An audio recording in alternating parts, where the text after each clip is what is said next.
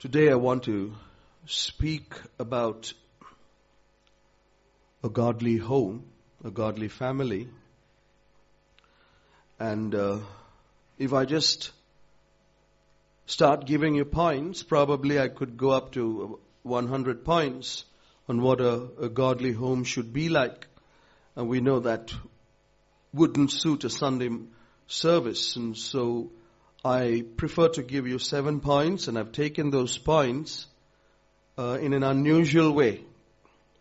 I sometimes do unusual things. And today I want to do something a little unusual. And I'm going to pick out a family. And I'm going to preach my sermon based on that family. It's a family we all know. And I've chosen this family because it's a very exemplary family, a role model, and many good things which we will all accept. And I'm sure I will receive no protest from the family. I hope other believers don't protest. But I will take every point from that family life. And yet, my sermon will be from the Bible. I know some of you are already dying out of suspense. I just want to put you out of your misery and tell you who the family is. And then we'll continue. That family is found in Exodus. Exodus chapter 2, and read verse 1. And there went the man of the house of Levi and took to wife a daughter of Levi. So you're all saved. Here we read of a man who took to wife a daughter of Levi. Often when we read the Bible out of context, meaning out of the historical context, we may misunderstand how the chronology. We can misunderstand the order of events. So we see here in the first verse, a man married a woman, and the next verse we read a child was born, and that's how we imagine it happened. But actually there's a little difference there.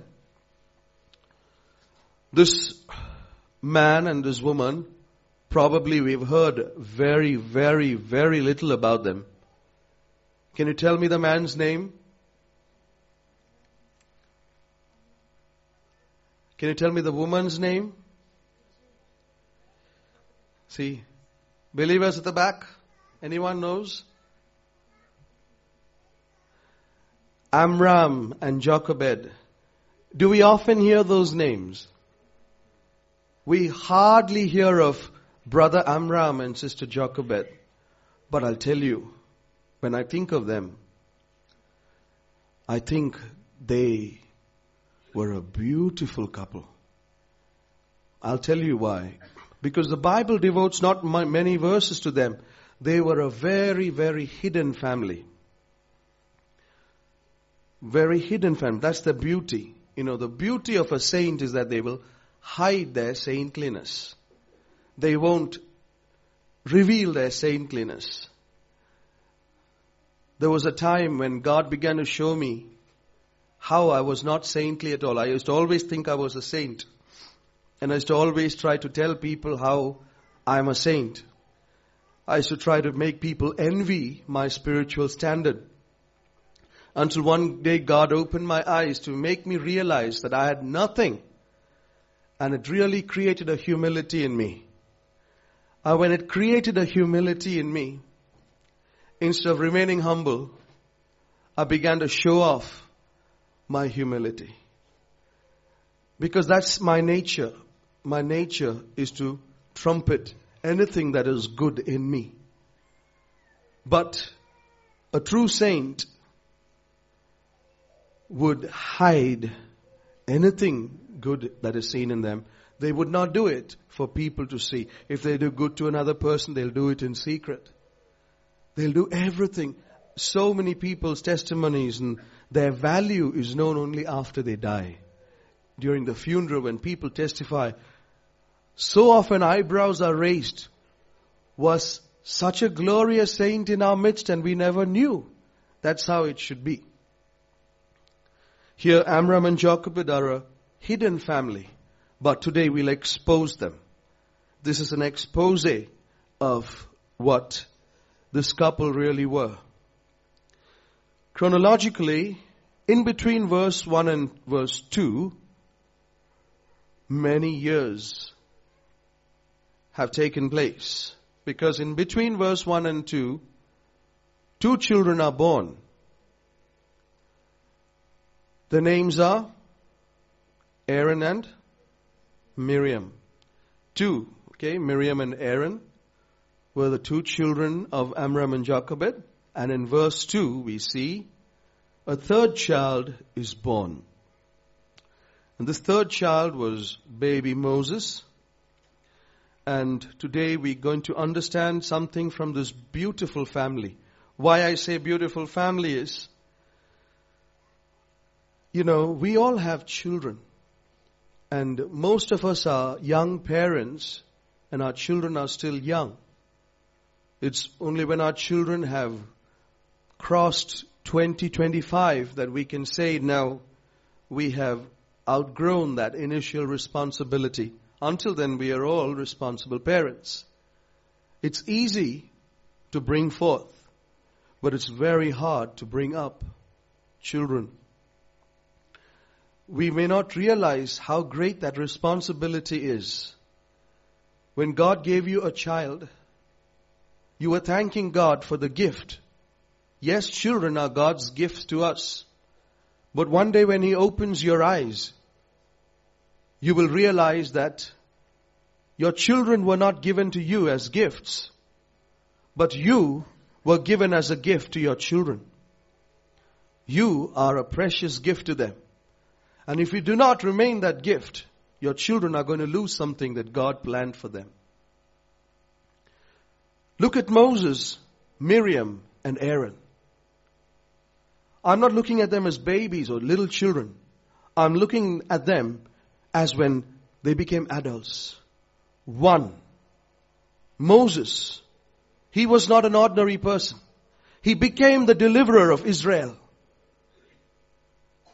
Secondly, his brother Aaron could have been an ordinary person, but Aaron became the high priest of Israel. Thirdly, Miriam. She could have at least been an ordinary person. No, she became the main worship leader in Israel. As they came out of Egypt, she was leading the congregation with her timbrels. 3 children. All 3 children became outstanding. What is the future of your child? How many parents are bothered about their children?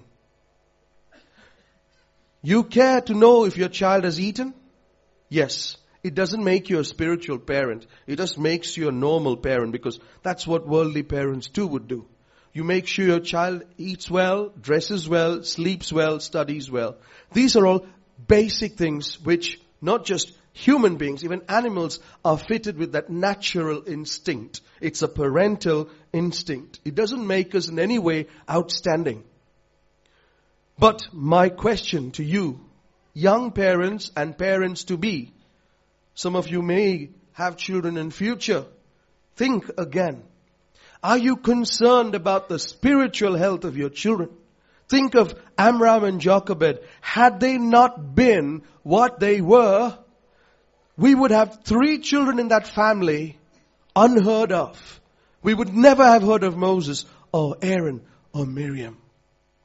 But they became such monumental examples, role models for us to emulate. And we can learn from that shining example that is speaking to us from Scripture. And you as parents, you have to take this example with you. If you only know what your responsibility is, let me tell you, today your child has been given to you. But I want to tell you one thing. it is not your child, it is God's child. And one day, your child has to stand before God. And that day, God is not interested in how many degrees your child has had or how many straight A's your child has got in school, how beautiful, how fair or how ugly, how fat or how short, how skillful, how talented. That's not what God would be asking that day. On that day, God is going to measure the spiritual standard of your child. And that's something that so many parents are unconcerned of. I find so many parents neglecting the spiritual health of their children. So many parents are not concerned about even their own spiritual lives. They come for meetings. You know, I'll tell you, so many parents, you think your children, God gave it to you as a blessing. You are looking at them as a burden. Why? Because of my children, I can't hear the sermons. Oh, my child is always crying. My child is always making noise. I tell you, one child is like 20 for you. But Susanna Wesley had 19 children. And all her children grew up as men of God. Charles Wesley, John Wesley, they all came from her children. And with 19 children, she had 1 hour of personal prayer every day. How did she do it?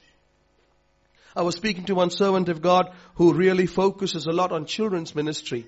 And I was saying there's a particular problem many parents have, and the children are too active, especially during the meetings. And I found in my meetings that children have got a special understanding when they hear my voice. Yeah.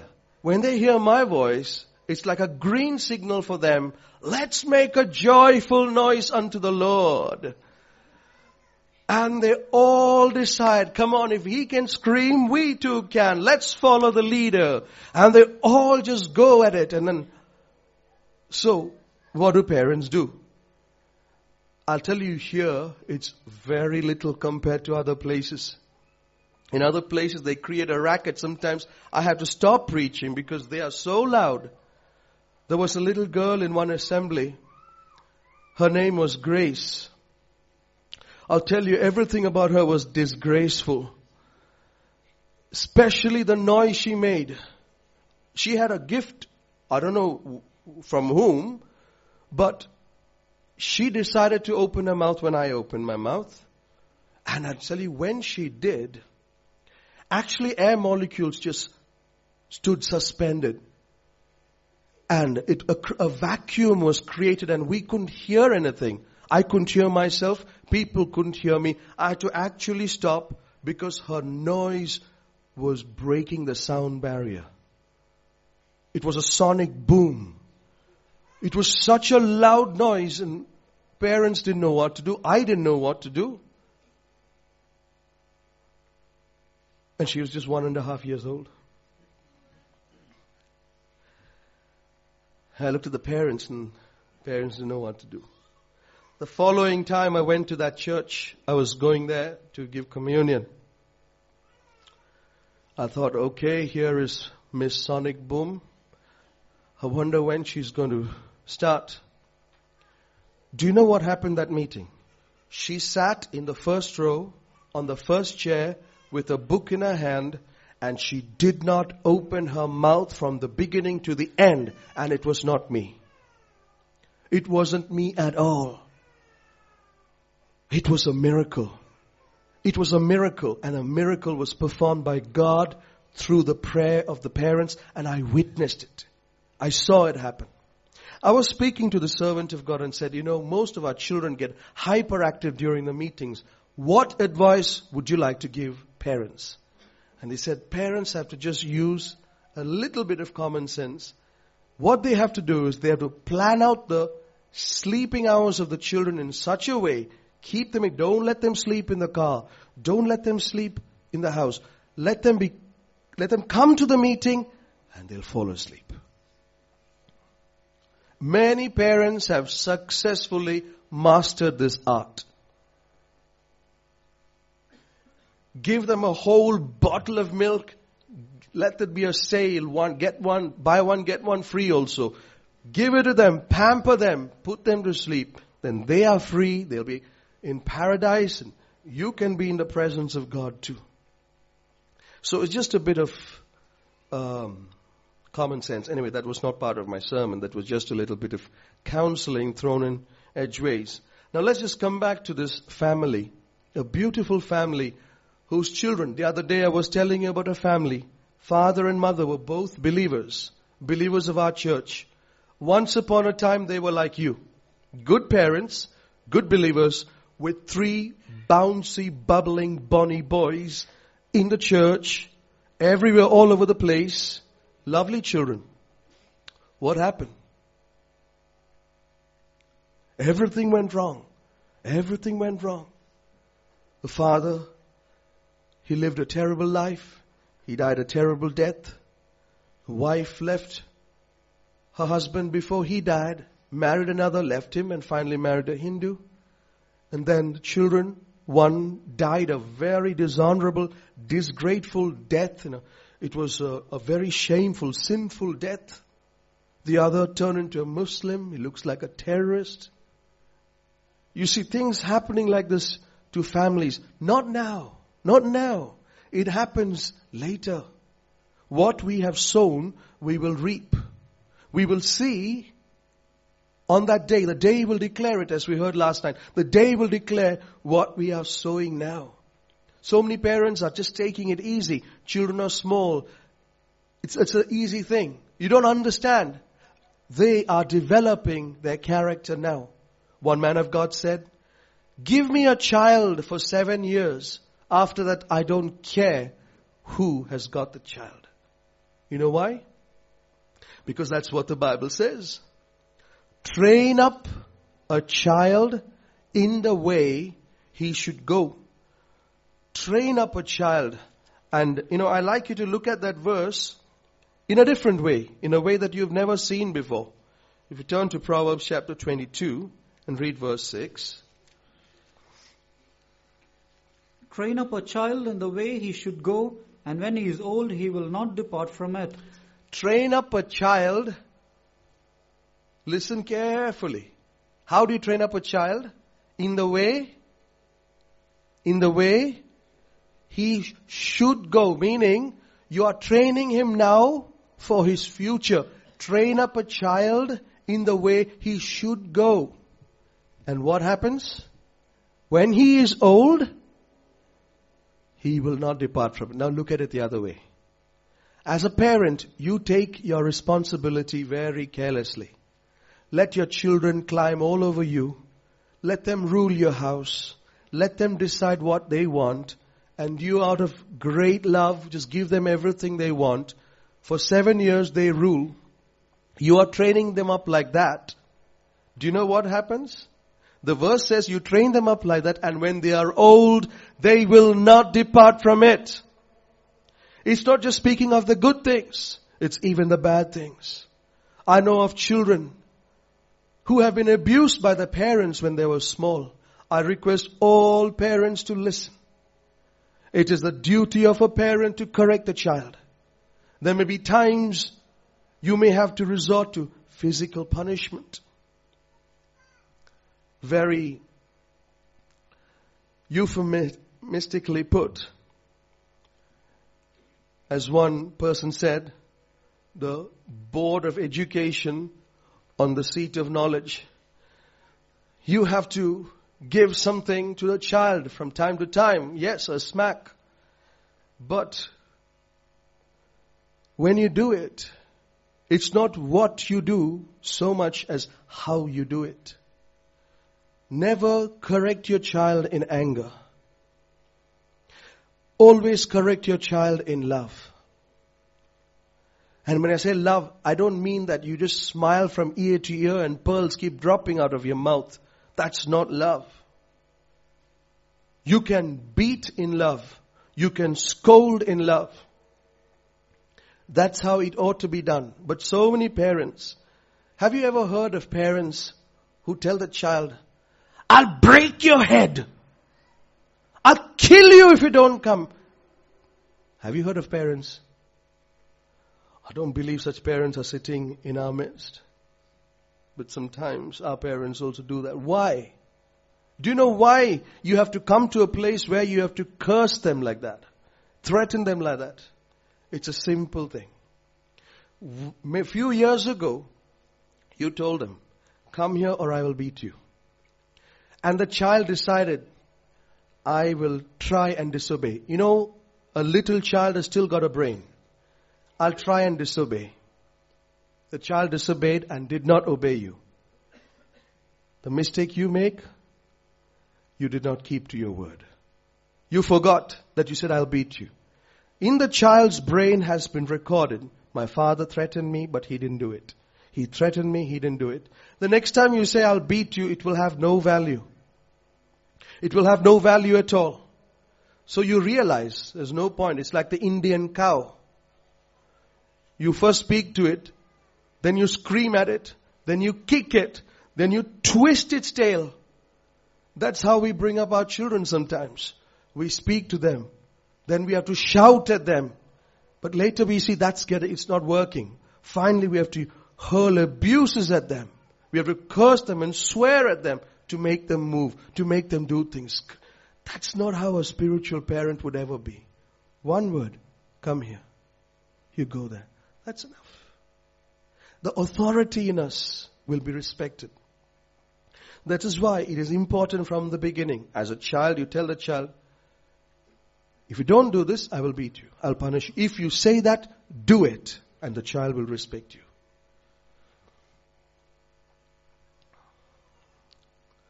And parents who correct in anger, why do you do that? It's because you keep things for too long and then it just bursts out. You have to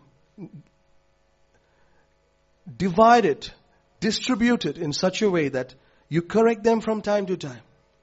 And when they have made a mistake and that mistake has to be corrected, call them, sit them down, say, look, this is what you did and what you did is wrong, okay? So I have to correct you for it. Now stretch out your hand. I'm going to beat you. And you beat them. And that's out of love. But you don't have to let your face become like a tomato and you scream and you shout and you lose your temper and you finally end up screaming at family members and there's so much peace lost in the house. That should never be. There are so many little tips I could give you like this and go on and on. Another thing is, parents must always be united. I'll say this and then carry on because these are all things I never planned to say, but they're just coming in. I'm telling you, parents must always be one. I know of some parents who've made a fatal mistake of loving the child for themselves. Whom do you like, mommy or me? You, daddy. Yeah, good. I scored a point. I've scored a point. You not scored a point, you just lost a point. You lost many points. You're damaging your child. It's not mommy or me. Mommy and I, we are one. That's what the Bible says. If I open my mouth, it is mommy opening her mouth. If mommy opens her mouth, it's me opening my mouth. That's why some children say, okay, wait. Let me ask mommy. Why? Because mommy will always have a different opinion. And when they go to mommy will say, oh yeah, you can do it. Oh, papa, mommy said I can do it. I'm going to do it. That's such a stupid mummy there. Because what she should have done is, did you ask Papa? Did you ask your dad? What did your dad say? This is how we function even in the faith home. You know, sometimes some believers are so silly. They think the leaders, the workers above them, they're like a brick wall. Let's jump the wall. And they go to the leaders above. You know, we want to do this. And they don't realize there's another wall there. And that wall speaks. And what did your local worker tell you? The leaders won't take a decision that is contrary to the local workers. Do you know why? It's not because the leaders submit to the local workers, but long before the local workers open their mouth, they have already asked the leaders about it. So it's the same mouth. One mouth, two speakers. That's it. That's how a home should be. If daddy says something, mommy should agree with it. And if for some reason the mother does not agree, she should not allow the children to know she does not agree with daddy. Her disagreements should be in private. The children must always see the parents as one. And never criticize the other parent for correcting the child. Talk to them privately, but never in front of the child. Parents who argue in front of the child, you are taking a knife and scarring the heart of your infant for life. It will only take a miracle to heal the heart of your child. Never ever have an argument at home in front of your children. It's so important. Okay, after giving you that pep talk which I never planned, let's just get back into the word. And it's important that we learn from this family because their children ended up becoming outstanding examples in Israel. How beautiful it would be if your children 20 years later are pillars in this church. How beautiful it would be. You know, you finished your race. One day you're going to die and you're going to be buried. And you're going to go away into your resting place. But how beautiful before you die. One thing I know, my mother, before she died, she blessed me and said, thank you for being my daughter. Because I used to look after her, I used to help her at home, I used to always do so much for her. And I did it not because I had to, but because I knew it was my responsibility. I did it out of love. And I just thank God because I spent most of the beginning years breaking her heart. I was grateful to God that my mother left this world, blessing me. I don't know what your mother is going to say as she leaves this world. Her parting words, her famous last words, they say, probably she said, my child, you were such a headache. Goodbye.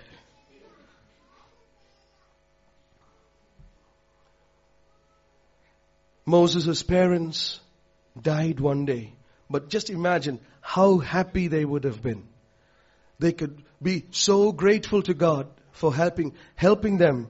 They did their duty. They fed them, they clothed them, they educated them, did everything. But it's not just that. At the end, because you parents must know, you don't just give birth to children. These children are God's gift to you.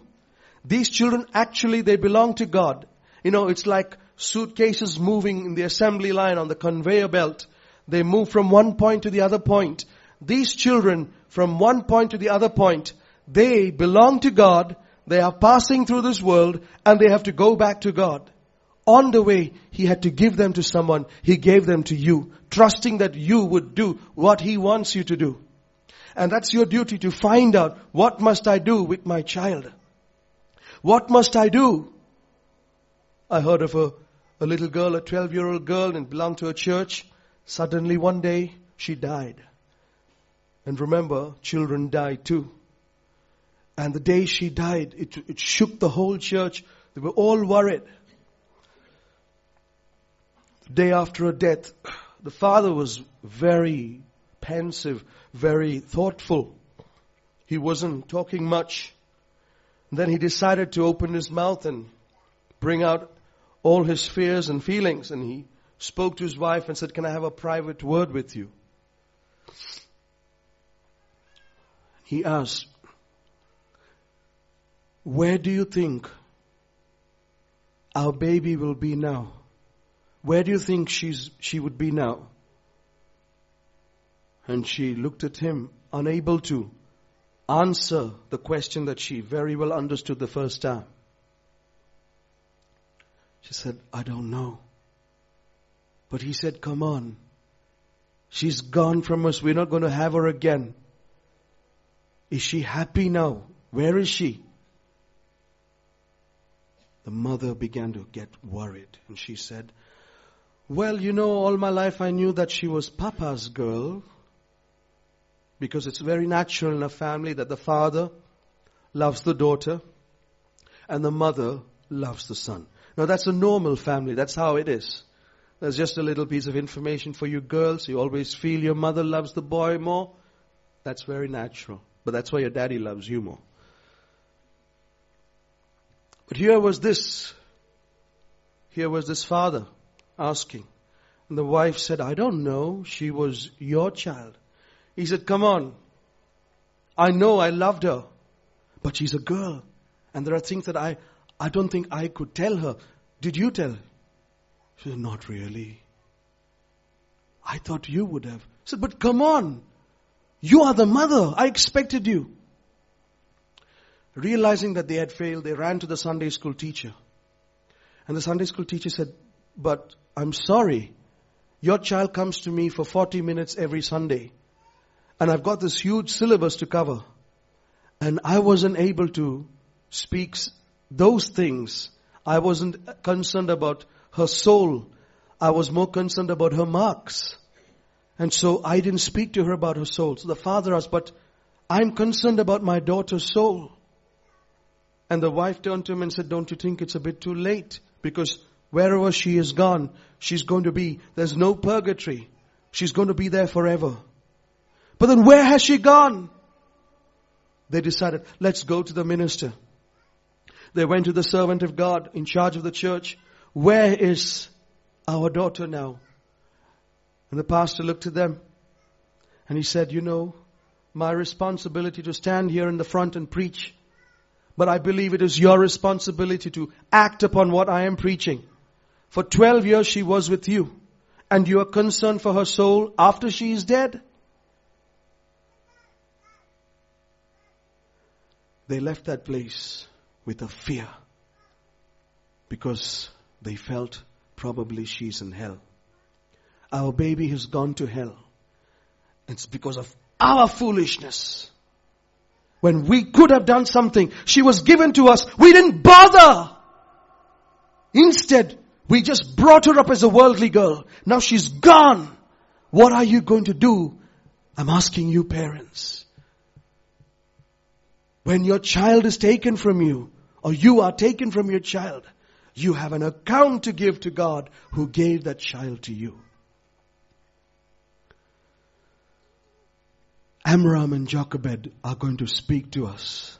First of all, in Exodus chapter 2 verse 1, we read that, very clearly we read that the man who was a Levite,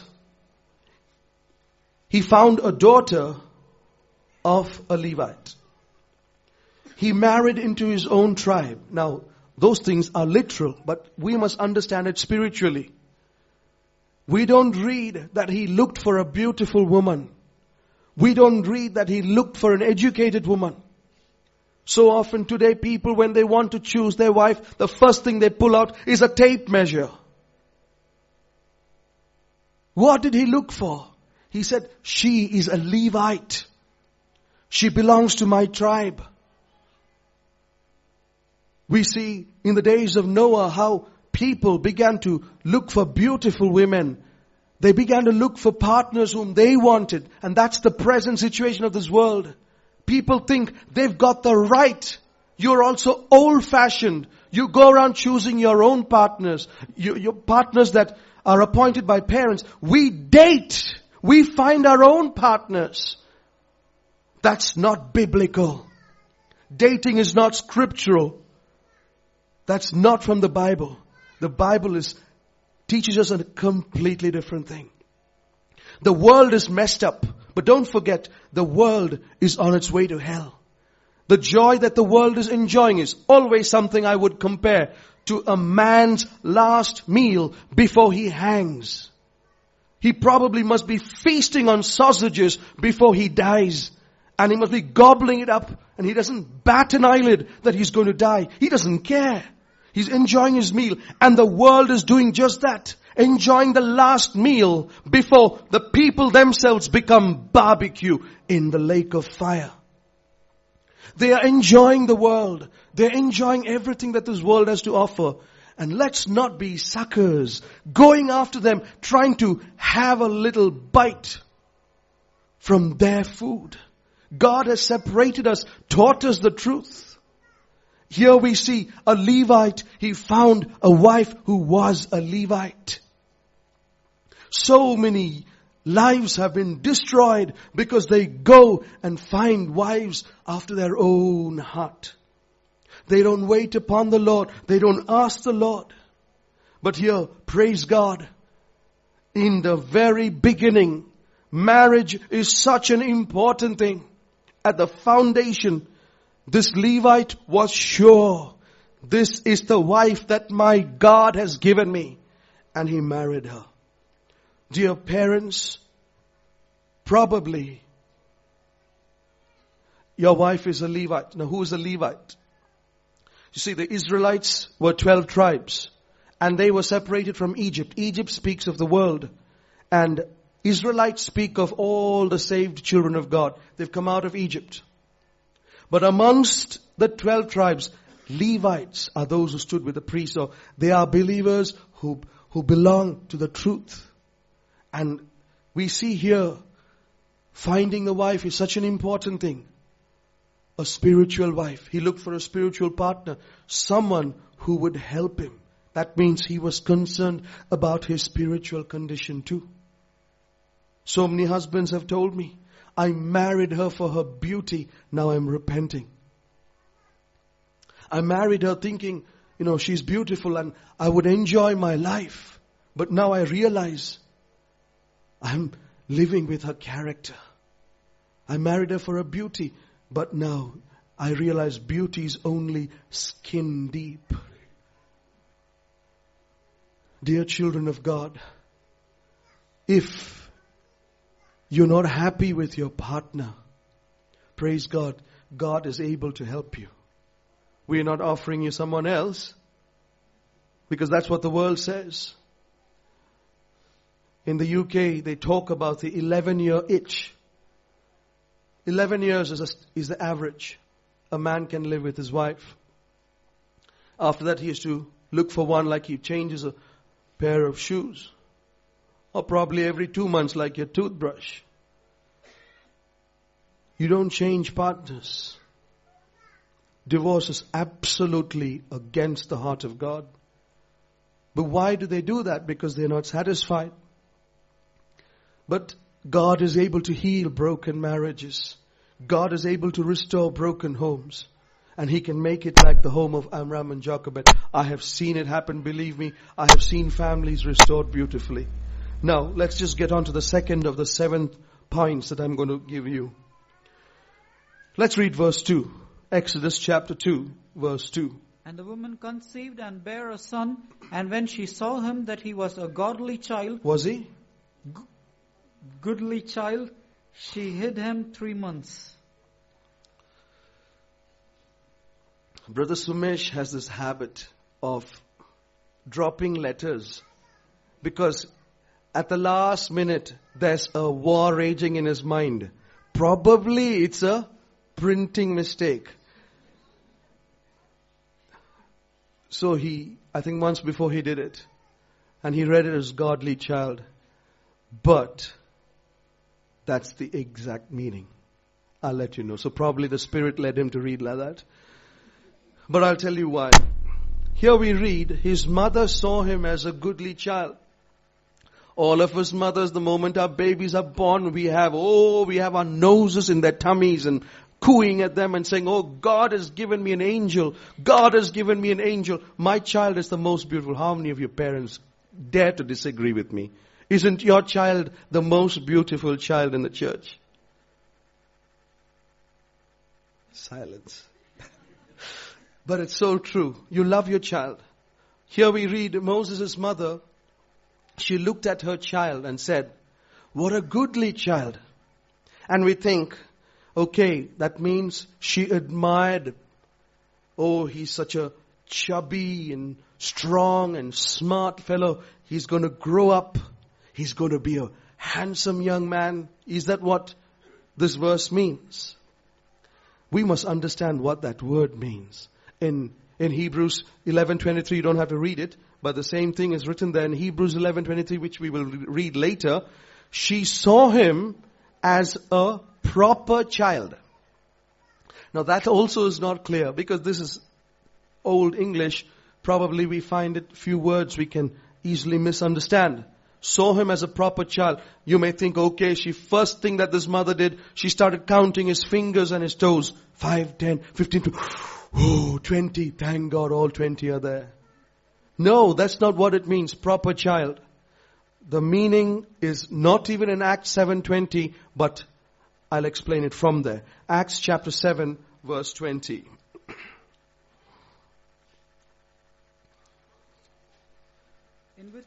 In which time Moses was born and was exceeding fair and nourished up in his father's house 3 months. When he was born, he was exceeding fair. Now that is where we are going to get the real meaning from. Now, when we read there, he was exceeding fair, probably he looked white as a paper. Is that what we think? One thing we must understand, Jewish children. Have you seen Jewish children? Anyone seen a Jewish child? What do you know about Jewish children? They are all like Europeans. They're all very fair. Jewish children are all fair. So when we see Moses was exceeding fair, people who are dark-skinned, they are the ones who are conscious of color. Those who have a light skin are not bothered. So why should the mother look and say, my child is exceeding fair? It's not that she was bothered about the color of his skin. Let me explain to you from certain other translations. The New International Version says, he was an unusual child. The margin of my Bible says, fair unto God. The Living Translation says, she saw him as a divine child. But I found the best coming from the International Standard Version, the English Standard Version, the Amplified Version, the Darby's Version, the Young's Literal Translation, and the Modern King James Version. They all say the same thing. She looked at the child was beautiful unto God. Beautiful unto God. In other words, she was not admiring him for herself, my beautiful child. But she saw in him a child whom God was looking at and saying, my beautiful child. He was beautiful unto God. Let's understand this, mother. We don't know Sister Jochebed, but I just wish she was here to personally testify. I would gladly sit down and write notes. She would tell us what she meant by proper child, goodly child. It's godly child. This is how she understood. When she looked at baby Moses, straight away she understood. God has a divine purpose for my child. God has a plan for my child.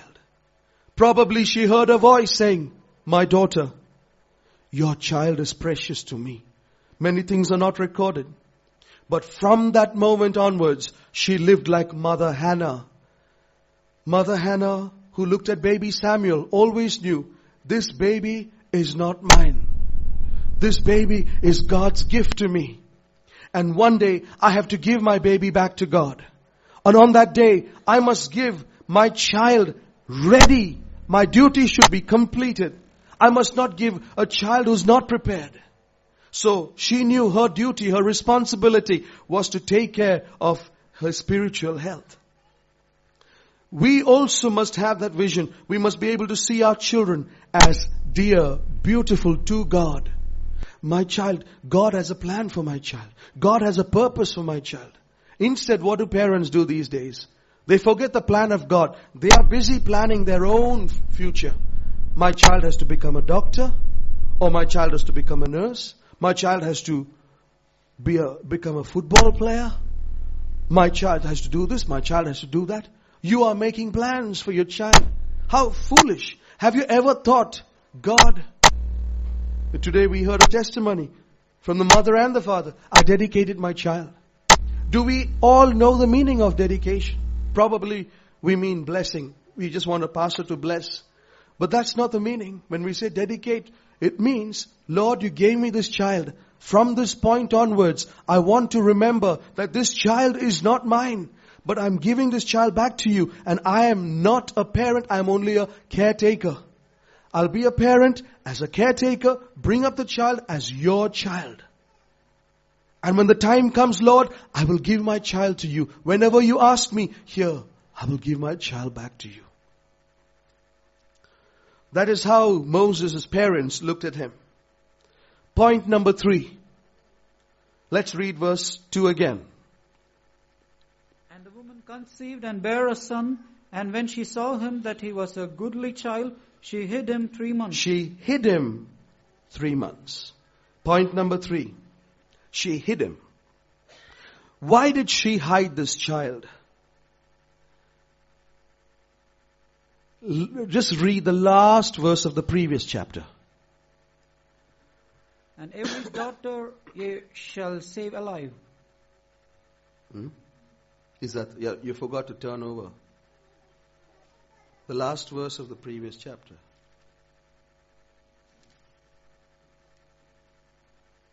Chapter 1. And Pharaoh charged all his people, saying, every son that is born ye shall cast him into the river, and every daughter ye shall save alive. Pharaoh, the king of Egypt, had issued a command. And he said, every baby boy who is born, you have to cast into the river. Only save the girls alive. He had commanded in anger. You know, the king of Egypt was a very, very angry man. And when he made a commandment in anger, probably people would die. And in anger he issued this command and said, all Hebrew male children must die as soon as they are born. And he could see that the Hebrew race was coming up. And the same mind of Hitler worked. Wipe them out. Wipe them out now. Nip it in the bud. Don't wait till they grow. So he issued this command. And probably that's why Aaron survived. Some parents may think, why only one basket? Why wasn't Aaron also put into the basket? Why only for Moses? Because the command was every child who is born. Aaron was born before the command was given. So now when the command was given, the next thing that happened is Moses who is born. Now what does she do? She takes baby Moses, puts him in the ark of bulrushes in a little basket, and when she hides him for 3 months, what do we look at it as? It looks like an act of fear. Probably she was afraid of the king. I want to show you how this was not fear. It was exactly the opposite. What this mother did was not because of fear, but because of faith. Now read Hebrews 11 verse 23. By faith Moses, when he was born, was hid 3 months of his parents, because they saw he was a proper child, and they were not afraid of the king's commandment. That's Hebrews 11:23. He was hid 3 months. Now, when you read that, you read by faith Moses. That's how it begins. And very often people get confused. They think that verse refers to the faith of Moses. By faith Moses. If you read the verse, you'll understand. By faith Moses was hid. It's intransitive. He was hid. Meaning the parents hid them. The verse means by faith the parents of Moses hid baby Moses. That verse refers to the faith of his parents. By faith they hid him. And they were not afraid of the king's commandment. It's so clearly written there. They were not afraid of the king's commandment. Dear children of God, we are God's children. And there is no earthly lawmaker, a school teacher, or anybody else in the government. They can pass laws. Even the worldly governments today are passing so many laws concerning our children in schools. Yes, all children must learn this. They have to be taught this. As a function coming up, as a party coming up. In the UK, they had a Harry Potter week. All the children had to dress as witches. They had to do all these things. And one parent came, what do? I said, you do nothing. Because we are not bound by the law of the land. We are not afraid of the king's commandment. But so many parents, they're so afraid. These are the parents who were once converted, probably say they were a Hindu before and they became Christians. And in order to get into a university, they would have signed Hindu. Because they lived like that. Now they're doing the same thing to their children. You don't have the courage to stand for the truth. This mother was not afraid of the king's commandment. Fourthly, now read verse 3. There we see a real mother's trial. Verse 3. And when she could not longer hide him, she took for him an ark of bulrushes and daubed it with slime and with pitch and put the child therein, and she laid it in the flags by the river's brink. A time came when she could no longer hide him. And now a time has come for her to act. She has to know the child has to be separated from the mother. Pharaoh had said, throw all the boys into the river. The Bible doesn't tell us how much she would have prayed, but she must have really prayed. God, I can no longer hide this child. I am putting him into this ark and I'm placing him in this river. And Lord, I am placing him. My child is in your hands. And she must have placed him. The reason I say she must have really prayed is what happened after that. The child came back into her hands and she didn't have to hide the child anymore because the child came back with a stamp of royalty. Pharaoh's own court rubber stamped the decision that she should look after her own baby. You can see how when the woman did not fear the king's commandment, God fought her battle. The child came back to her with a stamp of royalty. Fifthly, we see what a consecrated mother she was.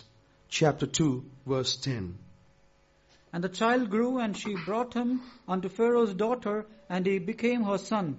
And she called his name Moses, and she said, because I drew him out of the water. The child grew. Moses' mother must have had him for a few years. And what was the condition? The condition was this. When Pharaoh's daughter found the basket and found the baby, she needed someone to wean the child, to care for this child. And it so happened that Moses' mother was the right choice. So when she gave baby Moses to the mother, to Jochebed, she said, bring him up for me, later I will take him. So, what was the mind of Jochebed? This child is not mine. One day this child has to go to the palace. And every day she had that understanding. This child is not mine.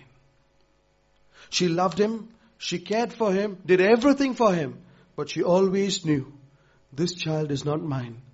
God has some purpose, some plan, I don't know what it is. But so many mothers don't live like that.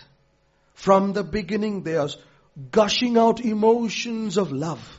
Love, my baby, my baby. That's why when they are 25 years old, you still give them nappies to wear.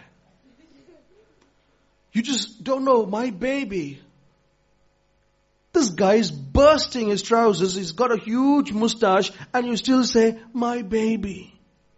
My little baby. Where is my darling baby? 25 years old. I've heard of a mother. Because this fellow used to do that. He'll come, mommy, come and fuss at home and go and sit on her lap and play with her cheeks. He was 24. And he knew. I'll tell you, children, I'm going to give out your secret.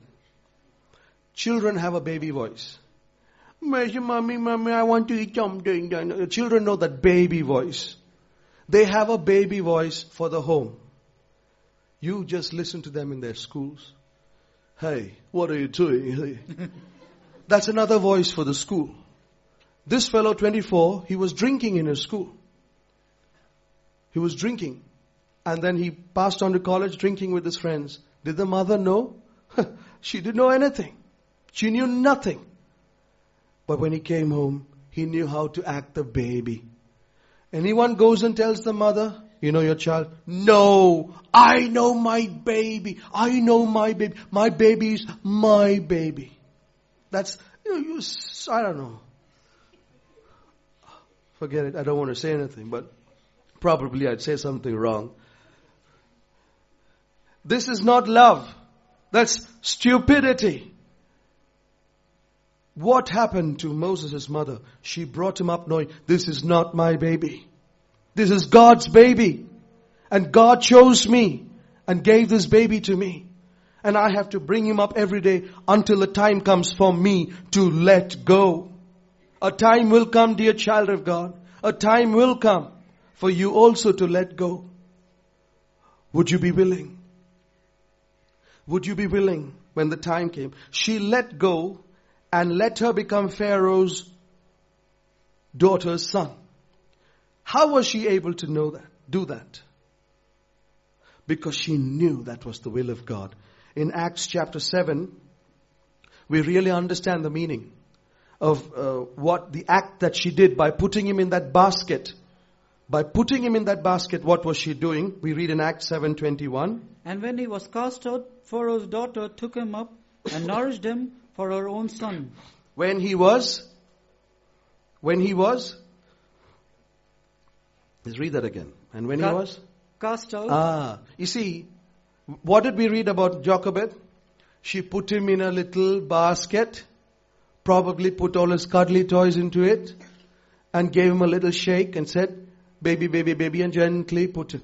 But Acts 7:21 tells us, when he was cast out.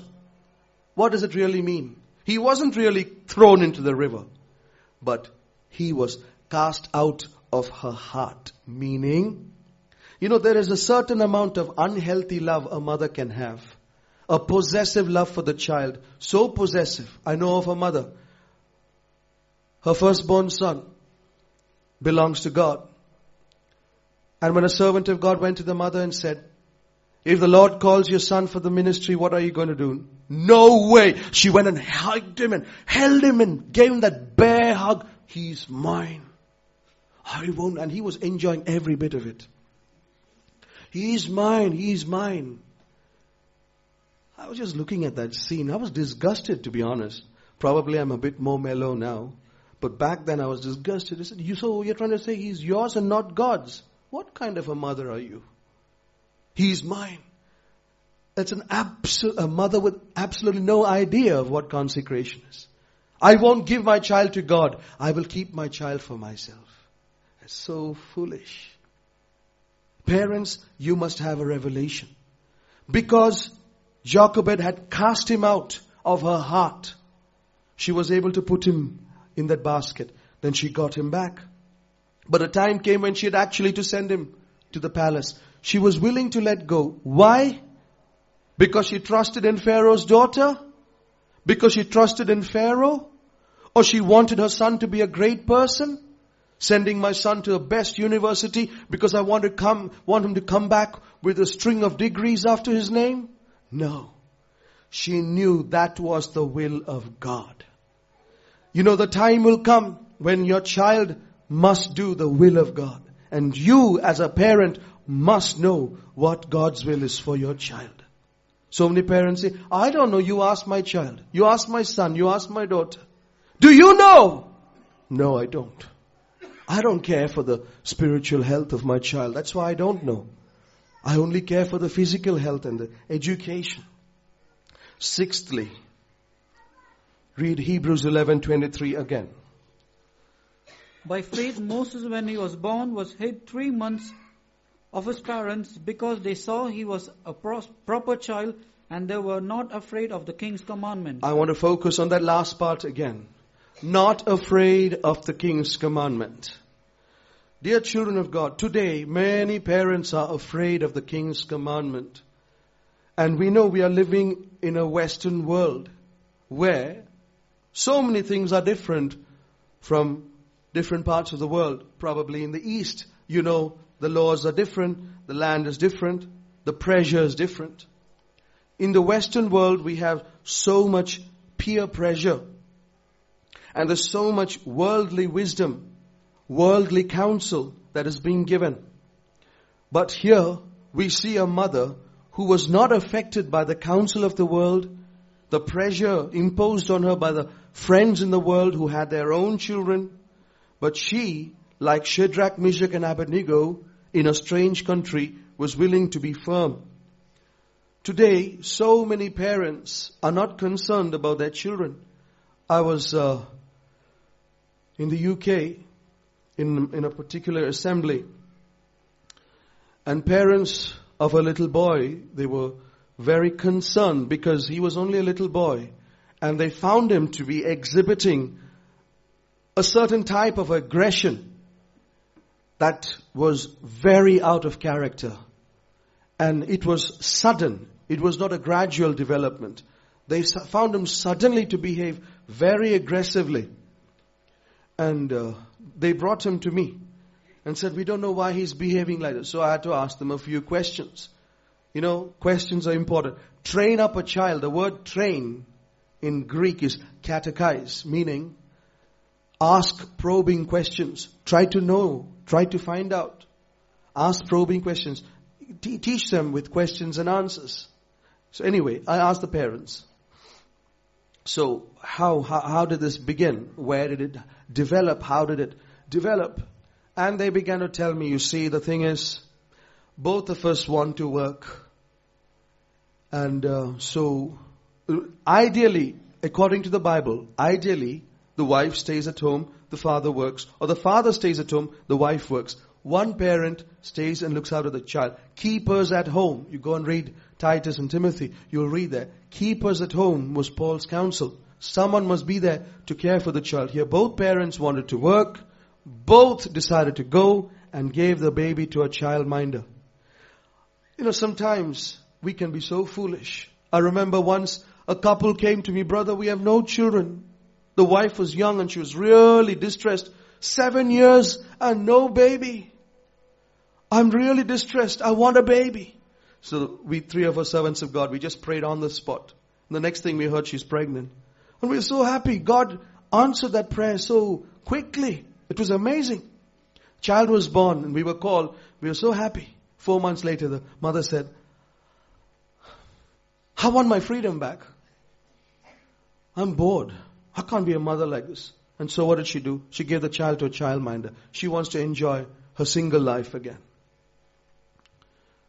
No one wants to be responsible. So this couple, back to this couple, what they did, both wanted to work, gave the child to a childminder. I'm asking you, God gave you that child. And what are you doing? Passing the child to someone else. Let somebody else look after my child. And the childminder, what do you think she was doing? From morning to night she was fasting and praying for your child. Praying, Lord, this is Moses, Moses, Moses. Lord, praying for your child. Isn't it? If you're that bad, she's going to be worse. What did she do? She put the child in front of the TV. And she carried on with her work. Morning to night, the child is sitting and watching TV. What's he watching? WWF. World Wrestling. Watching that, what do you expect? What do you expect the child to do? He comes home, he started being aggressive. He became violent. What a child sees, a child becomes. When I was a little boy, probably, 7 or 8, maybe like Abraham. But I was very gutsy. I thought I was tough. And one day I challenged a boy who was much bigger than me. We were in the faith home. It was a Sunday afternoon after the meeting. And we were talking to each other. He said something, I said something. And I said, do you want to fight? He said, don't tempt me. I said, what? I'm not afraid of you. So he said, okay, shall we fight? I said, yes, we'll fight. And the next thing I knew, I was on the floor. I blacked out completely. I don't know what he used, probably his hands. But it was like a sledgehammer. It just whacked me in my solar plexus. I went crumpling, fell down. I woke up maybe a few hours later. I couldn't breathe properly and I was needing all that sympathy and all that love. We need that as well. So later, that poor fellow, I was the one who provoked him. But then he was being questioned and, as things normally happen in churches, the wrong person gets caught in the end. So he was called and he was questioned and finally he said, well, I always watch boxing on TV. So I just thought, okay, till now theory. Now let me get into the laboratory. practice. So he used me as a guinea pig and he was successful. But what I'm trying to say is, what a child watches, a child becomes. And he became. This boy became aggressive. Now that was TV. Those days are gone. Some people say, I have no TV. But you've got the internet, isn't it? You don't need a TV these days. It's so old-fashioned to have a TV. You get an internet and get this screen that's so big it bursts your roof. That's it. You enjoy everything more than the TV. But what are you doing? So many parents, they've got a childminder. The childminder is two-dimensional. It's a screen. Oh, I'm fed up. Put the child in front of the TV or the computer monitor screen. Put the child there and let me carry on. Fine. But are you sure what your child is watching? Are you monitoring everything? Do you know? I know of so many children who have confessed that without the knowledge of their parents, they were watching things. Probably if I begin my ministry in Ireland, which I haven't, these children will start telling me, yeah, actually I've been watching these films, please don't tell my parents, please. That's it, they're going to cook me for lunch and I'm finished. Don't tell my parents. Okay, I won't. But if you're doing anything like that, you better own up. Children, they become secretive later and they start watching things without the knowledge of the parents. Today it's YouTube. Tomorrow it's going to be the tunnel down to hell. YouTube, it can be a cartoon. All that it requires is one little mouse and one little click. And they're down the road to hell. And our children, some of our children, they're so clever. When I look at them, I feel I'm such an idiot. Because probably at their age, the only thing that I knew was to wet my nappies. And here our children are so clever, they just know. I look at them, I think, what's this? They're like child prodigies. Probably they're going to become pastors when they're 7 years old or something. They're clever children. Let's not just be overjoyed by their smartness. We must understand clever children can also become cunning. And we have to be exceedingly watchful. What can they be doing? It's so easy. When I was a little boy, I wanted to read comics. Superman and Batman. My parents, I tell you, they didn't want me to read anything. But I just wanted to. So what would I do? I knew my way until one day my father said, I've been sitting there and watching you. For the last 45 minutes, you haven't turned the page of your chemistry book. Why? It's because I was turning something else in between. There was another book inside a book within the book. That's how I used to read it. But those days have gone. Children know how to conceal. They know how to be secretive. So parents think, okay, we have to use filters. I'll use it. One father said, we have this, we'll just pull out the cord. You think your child is so daft, he depends on a cord? You depend on God, they don't depend on a cord. They have other ways to do it. Okay, I'll use a safe filter, a password. What's a password? Our children are too clever. They leave it like that, but they know how to go around it. They just know everything. I got this information just 3 days ago. 2 little children, how they were able to fool their parents. I was very sad because I love those children. And I can see the parents are worse than ostriches. They don't even understand that they have a responsibility. They don't care. They don't care for the health of the child. We must be concerned. I'm not saying don't do this, don't do that. But I'm saying be concerned. Do you know your child? Do you know everything about your child? Probably later you'll find that your child is in the mafia or something. You say, no, my baby. Yeah, of course, nowadays they have babies in the mafia. Let's understand, we must not be afraid of the King's commandments. We must not be under pressure like the people of the world. We must not be afraid of reproach from worldly friends and believers. We must fear nothing. We must fear no one but God. On the other hand, we must also include our children in our family devotion. Our children must learn to pray. How our children behave in a meeting is nothing but a public exhibition of what your home is like. Some children, they know to fear God in a meeting. They close their eyes. Do you know why? Because they're taught that in their homes. What they are taught, they practice. But some children, faith home is like a playground. Okay, I'm not talking of after the meeting. During the meeting too. Why? Because they have not been taught. At home there is no family altar. There's no presence of God. There's no prayer. There must be daily prayer. Daily discipline, consistent time for parents and children to get together, to study the Bible together. Okay, now it's your turn to read the Bible. Children love to read the Bible, by the way. We can just make it a game. They love it. Our children, they love games. And you just teach them to memorize, teach them to read. And they love to study the Bible. But then, parents, slowly you must start asking, which verse out of that touched your heart? Parents must ask children to tell the Lord to speak to them. And they must say, did the Lord speak to you? It is your duty. Don't be like the father of the 12-year-old who waited for his daughter to die to start thinking about her soul. We must teach the children to hear the voice of God and how to apply it to their lives. If you read Deuteronomy chapter 6, from verse 1 onwards, it tells you how much it is a commitment for parents. I'll read it for you because there are 9 verses I want to read. Deuteronomy chapter 6, from verse 1 to verse 9. Now these are the commandments, the statutes and the judgments which the Lord your God commanded to teach you, that he might do them in the land whither ye go to possess it, that thou mightest fear the Lord thy God to keep all his statutes and his commandments, which I command thee, thou and thy son and thy son's son, all the days of thy life, and that thy days may be prolonged. Hear therefore, O Israel, and observe to do it, that it may be well with thee, and that he may increase mightily, as the Lord God of thy fathers hath promised thee in the land that floweth with milk and honey. Hear, O Israel, the Lord our God is one Lord, and thou shalt love the Lord thy God with all thine heart, and with all thy soul, and with all thy might. Now listen.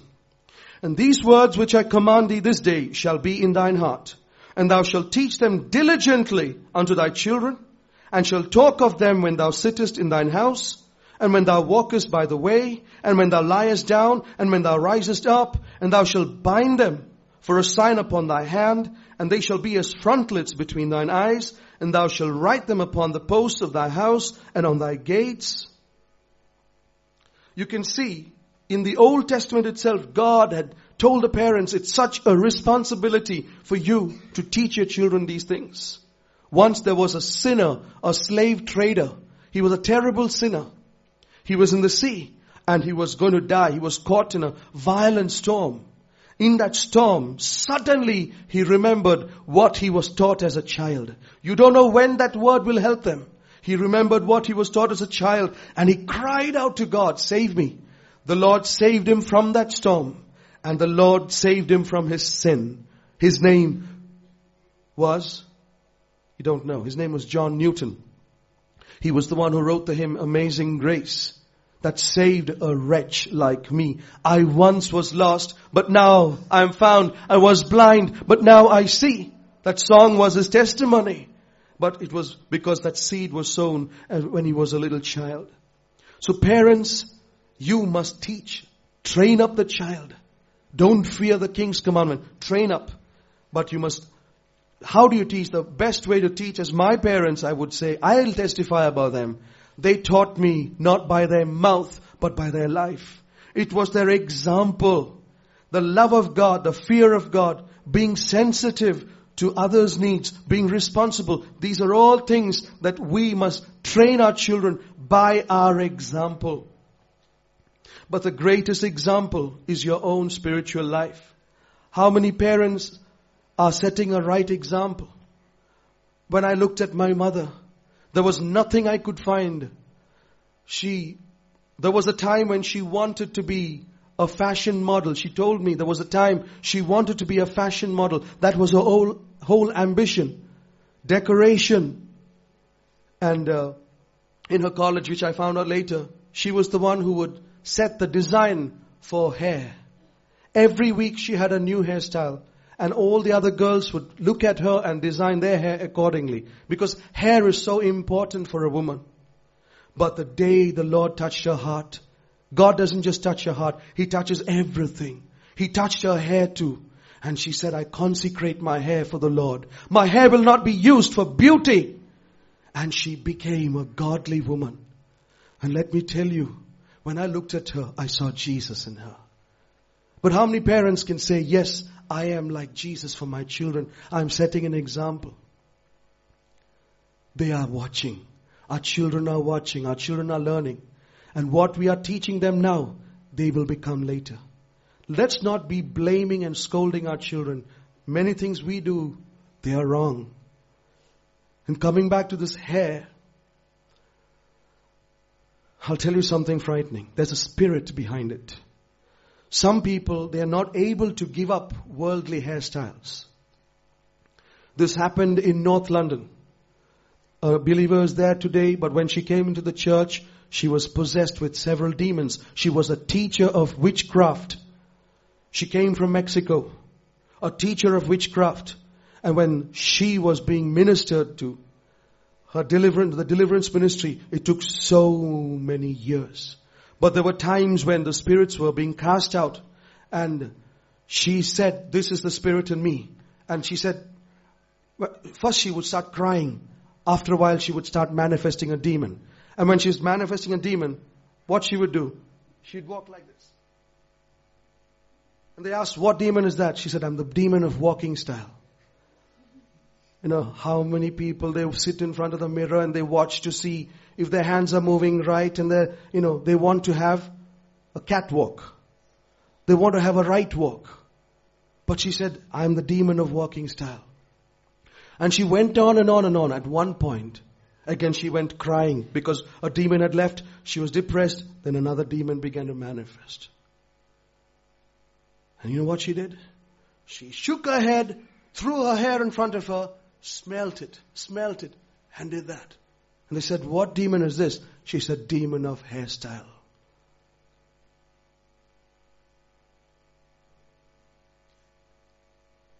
Do you tell me demons affect only sinners?